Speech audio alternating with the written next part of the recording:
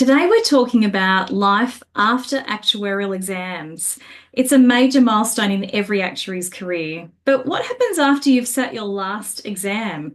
Or perhaps more accurately, what happens after you've found out that you've passed your last exam? For many actuaries, myself included, it was a huge relief. But for others, the transition can be harder than expected. So, what strategies can help you to navigate this big professional transition? Joining us for this discussion is Jeremy Keating, founder of Price Writer. Jeremy qualified as an actuary in 2013 and has leveraged his pricing expertise to write a book and build a thriving program that supports hundreds of members to grow their careers and navigate the challenges of the insurance pricing field. Jeremy, welcome to the show. Hello, Julia. Thank you very much for having me on the show today. Thank you for being my guest, Jeremy. I'm so excited about this topic because whilst I found it very relieving to be through those final exams, I know that you found the shift from being a student to a qualified actuary was a bit more challenging than you expected. Yeah, I did. So I was very proud to have finished the exams and relieved as well. I'm glad I had finished it. But actually, I found it quite a difficult transition. My life hadn't particularly changed, but I felt like I should be different. I felt like Mm, my life should be different. mm. And also, I felt this sort of change of identity quite difficult to deal with.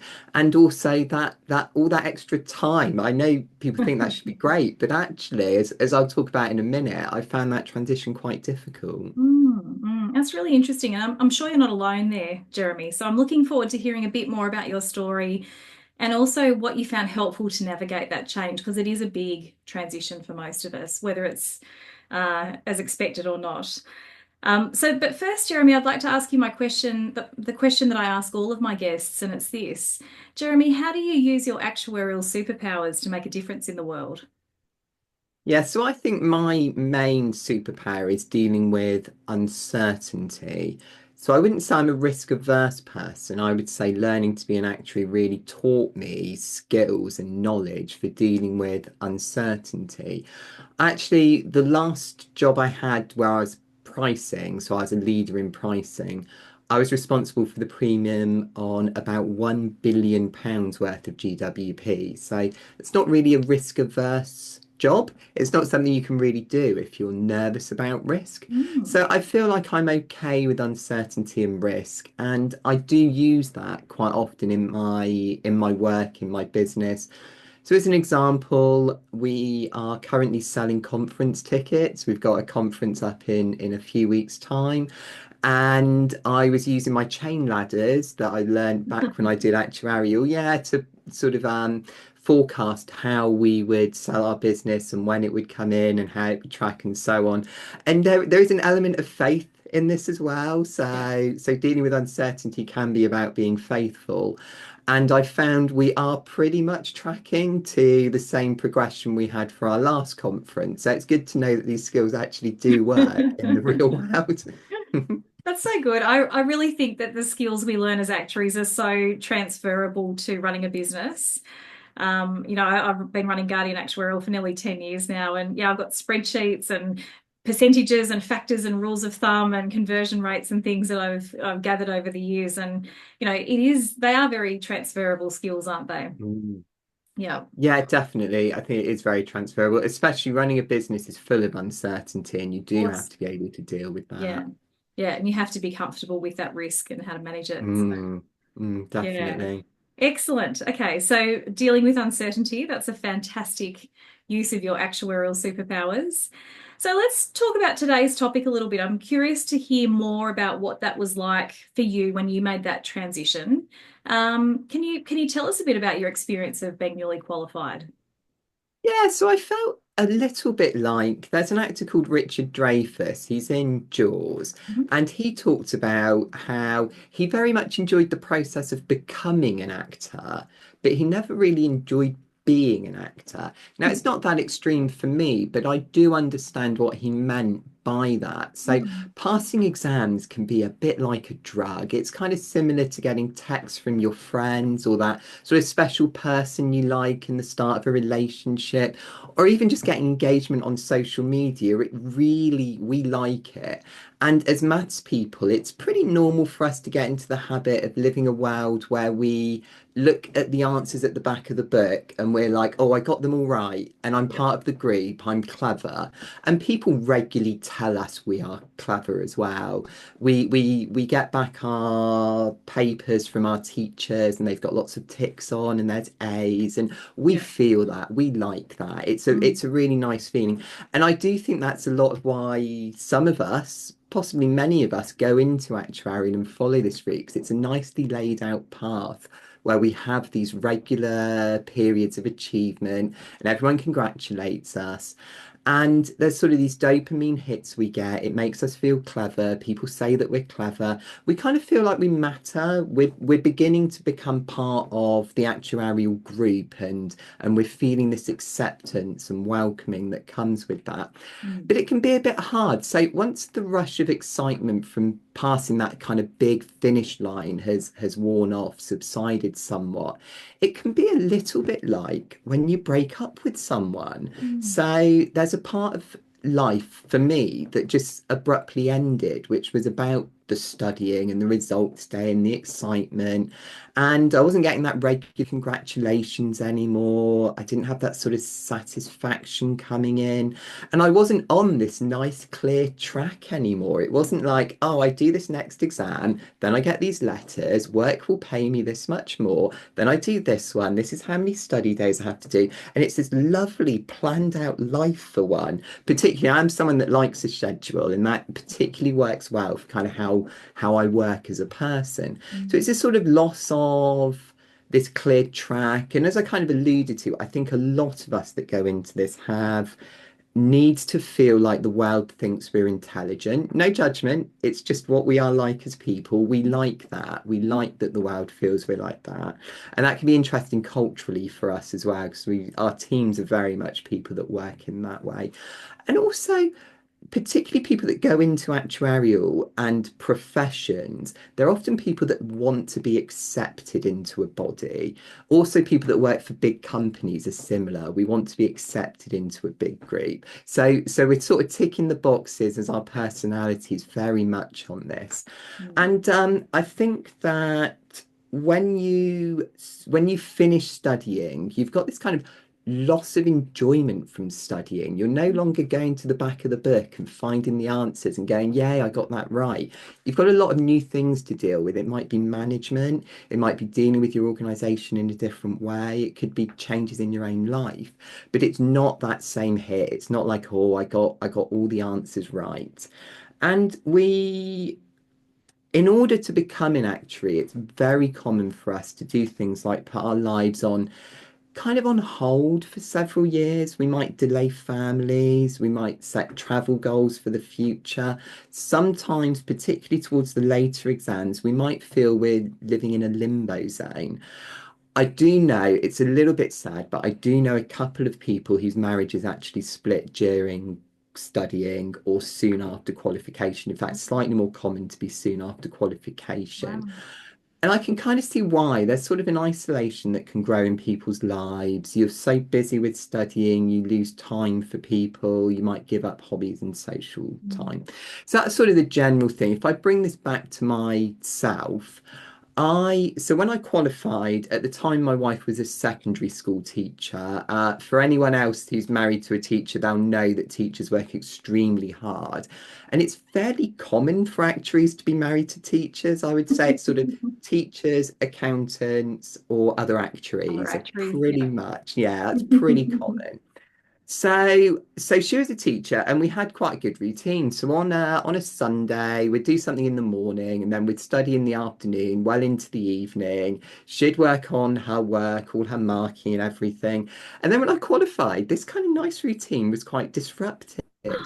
I would say, for anyone that likes Douglas Adams, the author of The Hitchhiker's Guide to the Galaxy, He describes something called the long dark tea time of the soul. So it's a period of listlessness that sets in about 4 p.m. on a Sunday when you've got nothing to do. Mm. So I became quite broody all of a sudden. So that was quite a sudden change for my wife. So we'd always talked about having a family, but we'd been putting it off because of this and that for several years, Mm. including because I was studying. So now I'm like, let's have a baby out of almost nowhere. So Yep. of course that's quite a change of gear for her. And I was quite, I really wanted to. I was sort of in my mid 30s at the time. It really mattered to me just all of a Mm. sudden. Mm. So I hadn't spoken to my best friend for about 4 years. That's not very healthy either. Just we'd lost contact. So I was just so taken up with studying. Now, what did I do about these things? So I obsessively dieted for a bit. I was like, oh, I should lose weight. I should be much more healthy. So I was going to the gym every day. I went crazy about learning French. So I'm not naturally a languages person, but I'm someone that loves a genuinely hard challenge. So Okay. I was like, brilliant. I will become brilliant at French. I've learned French pretty regularly for now over 10 years. I'm still not very good. But I enjoy doing it, so that's what Yeah. matters. It's something I Yeah. enjoy doing. Um, I found that these hobbies didn't really relate to my life and work, though. They weren't helping me at work. I wasn't getting better at my job. And Mhm. when we do the actual exams, we do it because we want to be better at our jobs. So I had this need in my life that just wasn't being matched by the things I was trying to do. Right. And, final couple of things I'd say as well. I was now expected to go into the office 5 days a week. And I can't imagine something worse for people like us than going into an office 5 days a week. It's not the kind of people we are. So I'm a very people focused person, but I'm also an introvert, and many of us are introverts. So I get very worn out by dealing with an office, especially open plan ones where you're just walking around in front of 1,000 people all of the time. That can be quite draining. And our work is very focused and deep work, so we don't really deal well with people asking us questions all of the time. All those So I interruptions. found that quite hard. Oh, sorry. All those interruptions. Yeah, exactly. So I found that quite hard. But the worst thing is, and this is the really hard thing, the exams didn't really equip me for my actual job. Not anymore. It was fine when I was doing technical work, but by now I was leading a department and I was not trained and taught for that. And imagine that's very demoralizing. I've spent the best part of sort of five. I mean, if you go all the way back to A levels and things, I'd spent years and years studying, and then I was doing a job I couldn't do. So that's really I found that really hard. So I'm leading it round to kind of my advice. If I can be take sort of a little bit of sort of arrogance from it, my kind of advice for all professional institutes, so not just actuarial, I think they should make a huge fuss over people that qualify. So I think the police and the military really get this right. It shouldn't just be like hour-long ceremonies. People should have whole days of really significant events. They should feel like important people came to them. We want people to feel like they're $1 billion. And, I remember receiving an email telling me I needed to do a professionalism course. I got another one telling me I needed to now do CPD, you know, most exciting thing in the world. And Yep. yeah, there was a ceremony, but it was sort of an hour-long thing. And I'll be honest, it felt like it was something people thought they should do. Right. I didn't feel like it was something people really wanted to do. Mm. And I just think our new fellows events, they should really be the absolute centerpiece of the actuarial year. Mm. Everyone should know when they are. They should be important to all of us. Mm. And now I've got some advice for workplaces as well. I think we shouldn't just go out for drinks as kind of the celebratory rite of passage. It's just a bit deflating. Not everyone drinks. It's not very good culturally. And I'll be brutally honest, the pricing director did not need me to buy him a drink. You know, I had a lot of fun, but it's just not, I don't feel like it was something that made me feel special and like I'd achieved something. Okay. Buying drinks for everyone is not necessarily something that makes me feel special. Mm. Mm. So I just think make a really big fuss over your new fellows. Take them to the industry events, make them feel like they're part of the group now and show them that they're really valued and we like them. Mm. And really show that their skills skills, the people they become, are valued. And I've just got a final one about the Institute. So I'm just going to hold up. So most people that watch me regularly will know that I've usually got my certificates on the wall behind me. So Yep. this one is my certificate for my degree from my university. Okay. So for So our I could listeners who say can't see, you're holding up your university degree. I am, yeah. Sorry, people would be listening to this. Yeah. So I'm holding up my university degree. It's a lovely, colourful Beautiful. certificate. Lovely, It's lovely frame. It's very professionally presented. It really is. It's like an A tier certificate. It's Mm, gorgeous. The signatures are still readable. It's lovely. really lovely and colourful. It really makes you feel like you've achieved something. This one's about. It's old. It's old. Um, so that's my university one, and my actuarial one is here, and it's just the it's a nice enough certificate, Mm. but the signatures have actually faded over time. It looks like they Oh. were done quickly with a biro. Mm. It's all one sort of mono color for me. And it's just when you receive this, you want to be like, wow, look at this thing I achieved. And it's a bit like, it's not really brilliant.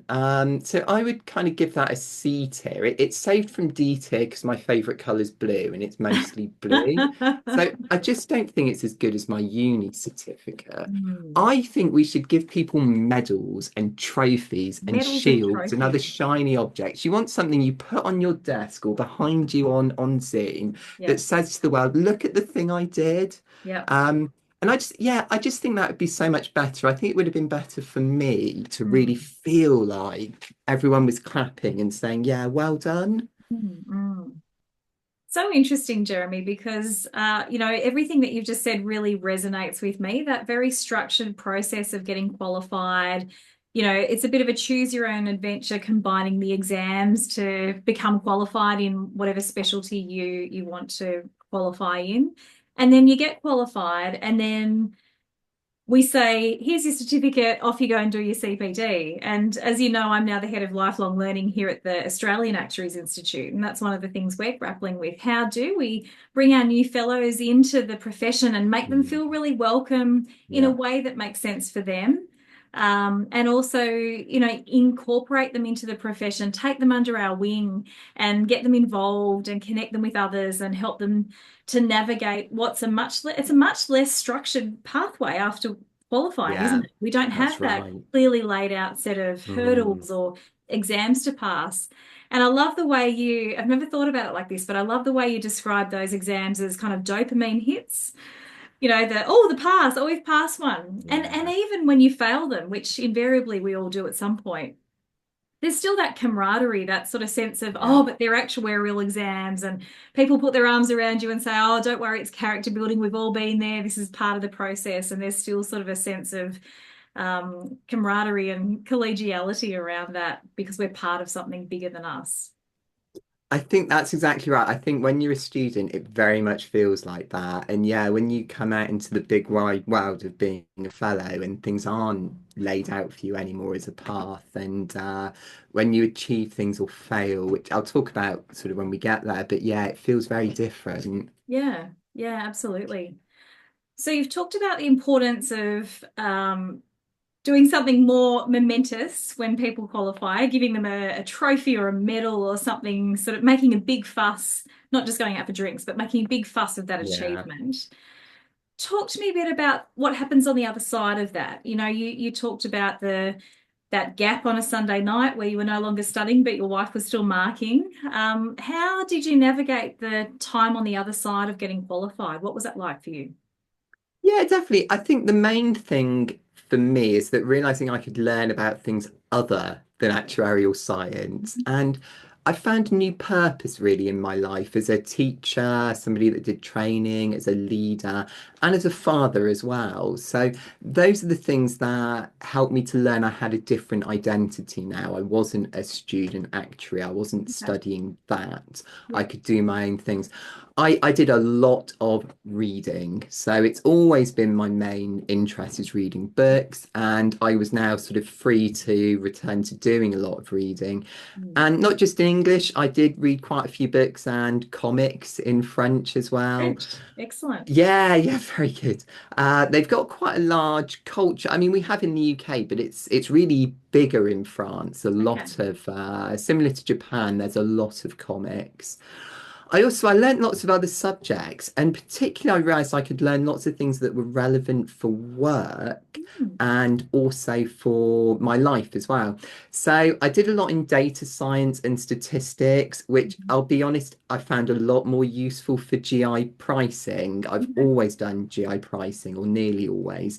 Then I found a lot of the life assurance and pension syllabus that I'd learned for the actuarial exams was. So I found the data science and statistics much more useful.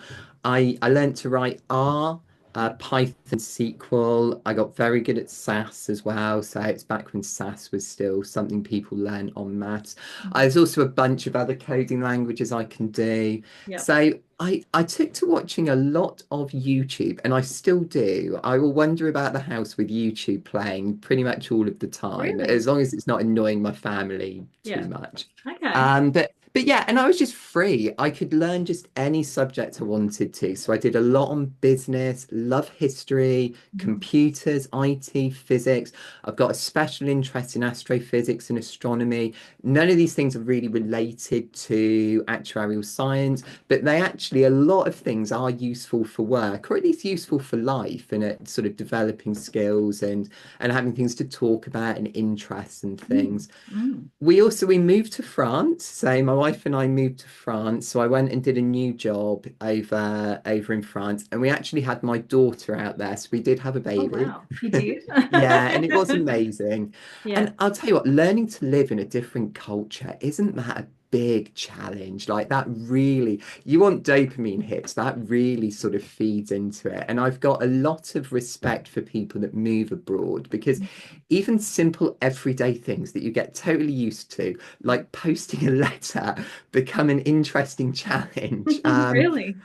Yeah, definitely. Mm, I mean, just things, even going to bed when when you're not necessarily great at the language and mm, just things work differently. So you think to yourself, you post in the UK, you post a letter by take it to a red post box, pop it inside. And it's just strange in other countries how things work in different ways mm. that you don't expect and little nuances about things, even which shops you go to for things are different. Now Okay. I've got a funny language barrier example. So I quite like the name Ponder, which is a character in a book, actually. It's a bit of a silly name, but I was like, oh, we could call our daughter Ponder. So I went to work and we always had lunch every day in France. Very part of the culture. You have At lunch with the work? people you work with. Right. Yeah, really lovely. So I was like, oh, I'm thinking about calling my daughter Ponder. And everyone found it funny. I was like, why is that funny? And I think it was Alex was like, ponder is to when a chicken sits on an egg. Oh, wow. It means to hatch an egg. The So, hatching. which I understand where we get ponder is into sort of Mm. think aimlessly. Yeah. So it kind of makes sense. But yeah, so my daughter is called Clementine, which Not ponder. not ponder. No, Clementine works nicely in both Mm. languages. Yeah. So I did a totally different job in France. So I had been head of a department. It was a very high pressure role. And when I came back to the UK, I actually did a similar job, and I found it quite easy, Okay. which time teaches us a lot of things ultimately. But when Mm. I was in France, I was still in insurance pricing, but my role was very much about conferences, training. I did a lot of travel. I worked with pricing teams all over the world to build their skills and their teams and so on. It was a very, very people-focused job. And it was really how Price Writer started. Because what I do with Price Writer now is actually pretty similar. It's conferences, it's training, it's people-focused. So I got back in contact with old friends. So something I really think people should do if you lose contact with people, do get back in contact with them. It's much easier to reignite an old friendship than to make a new one. Although I did make new friends, so that's not something that comes naturally to me. It's something I've sort of learned to do as an adult. And there are some people I work with in France that they're genuine friends. I do sporadically keep in contact with them, like I do with my uni friends. So it is something that I did, and I found that helpful. I think I also I also find that learning is my big thing, and I think it is for a lot of us that do the actuarial exams. We're learning people, we like to absorb the world. So just finding a really big range of things to learn, learning useful things, things that you'll actually use in your life. And I think really what's more fun really than learning something new and sort of changing as a person and developing new skills and knowing that you're doing something that you couldn't have done before. So I do think that's right. So sort of developing new skills, new interests. I think, as an example, Julia, I think your book would have really helped me actually. Probably earlier in this period, probably whilst I was a manager, but still, even when I was in France, I would really have absorbed that and loved it. And being in a people-focused role, I could have really tried out the techniques on so many people in so many different cultures as well, and see how it develops and works. And also, I think people can develop sort of learning pathways. There's lots of online training. I love YouTube, but a lot of people like online training, similar to Price Writer. And it doesn't need to be structured and formal like the sort of 15 hours a week we do when we spend studying. Just learning micro things can really help with that loss of achievement and Yeah. structure. You can still get that and feel it, but it's different. So, and I mean, this is what we do largely at Price Writer as well. So we try and offer people that learning that's really applicable to their actual work that they can do as micro learning. So I think ultimately that's what I'm saying. For me, it was about learning and education in a different way to how it had been laid out for me as an actuary. So even though you felt as though there was all this space and time and you felt a little bit lost, there was no clear pathway or those dopamine hits from exams, you were able to go, well, actually, I'm a curious person and I like to learn. And now I can learn whatever I want to learn rather than learning what I have to learn to get qualified.